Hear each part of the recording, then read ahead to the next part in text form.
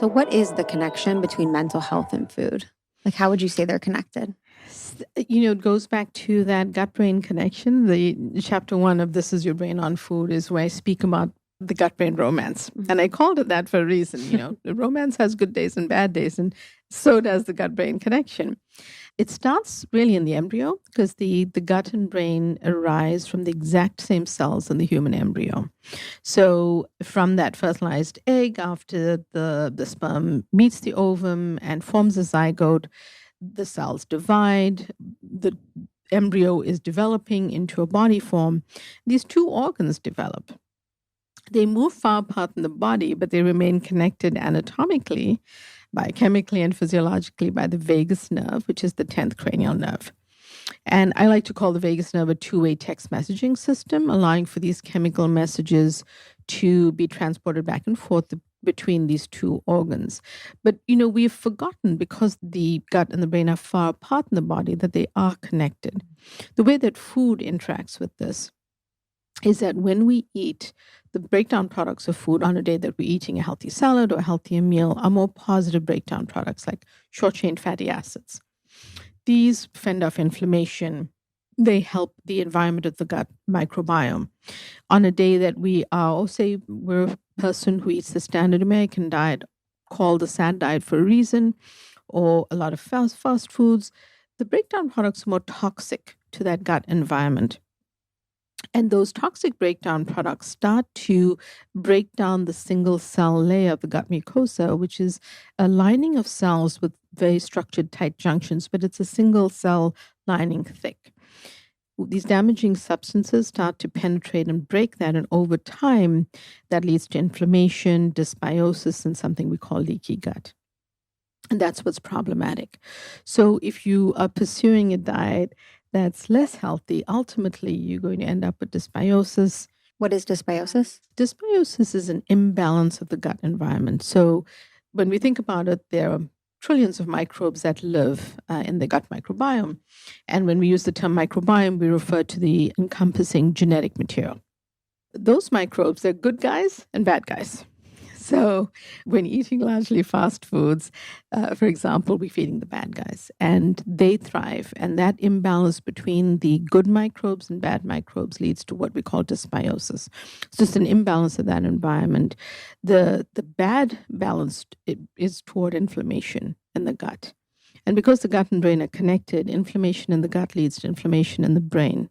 And that sort of forms that ecosystem where we start to understand, and I see in my clinical practice through dietary measures, when you start to eat more anti-inflammatory foods, when you start to lean into those healthier foods, when you tweak that diet away from those fast foods and coffee with a ton of, I have no issue drinking coffee if you like it and you can tolerate it, but it's what we add to our coffee that makes it less healthy for us.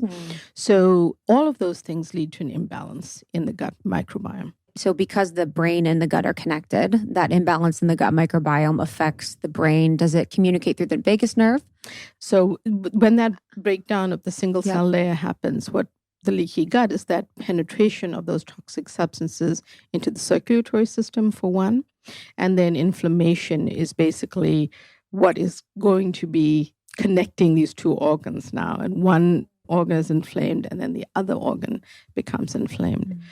So, the vagus nerve is also responsible for the text messaging around chemical messages, right? Because the other thing we forget is that serotonin, we often call the happiness hormone, but 90 to 95% of serotonin is made in the gut and the receptors are in the gut.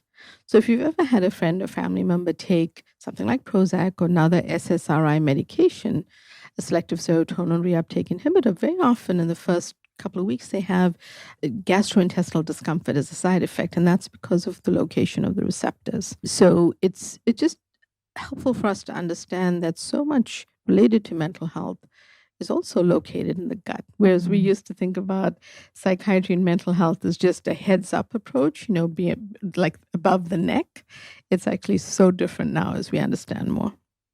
And what is the way to repair like a leaky gut? Is it just good diet, or how does someone begin to do that if they're experiencing these symptoms? It's definitely a multi-pronged approach. Diet is one of them. And I say that because things like, an argument with your husband or a bad day at work, that level of stress has been shown can impact those gut microbes and affect them, and they change and evolve and start to form different breakdown substances.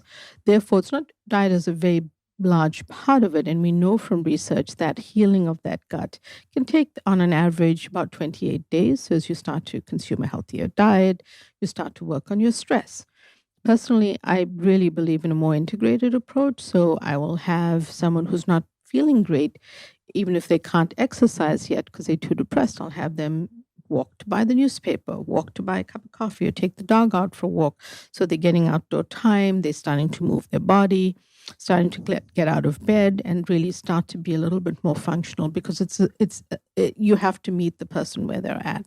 But that becomes part of the approach, as well as stress management, practicing mindfulness, sleeping well, making sure that you're sleeping well. All of these are key. You mentioned, the example of the fight with the husband, or a stressful occurrence. So what's happening chemically when that happens in the body? What the research has shown is that on a day that we are, let's just call it a stressful day, we're having a stressful day, things like cortisol in your body shoot up. This impacts the HPA axis. This impacts the microbes, because the microbes, they function as part of our body. So, for example, they're involved in hormone production. They're involved in sleep and circadian rhythm, which is our internal body clock. They're involved in vitamin production. They're involved in mental health and neurotransmitters. They're involved in so many things. So when we are stressed in that way, they become involved in this interaction. And basically, it leads to more inflammation in the body. It leads to potential for dysbiosis, potential for leaky gut, and ultimately impacts our overall health, but definitely our mental health. Thank you so much for tuning in to Morning Microdose by Almost 30. We hope you enjoyed waking up. As always, we encourage you to take what resonates and leave the rest. If you enjoyed this trip, tune into the full episode on the Almost 30 podcast. All episode information can be found in the show notes. Make sure to subscribe, and if this becomes a part of your morning routine, be sure to share it with a friend. We have new inspiring doses Monday through Friday. Follow us on Instagram at Morning Microdose, and follow Almost 30 at Almost 30 Podcast. Thanks for listening. We'll see you in the vortex.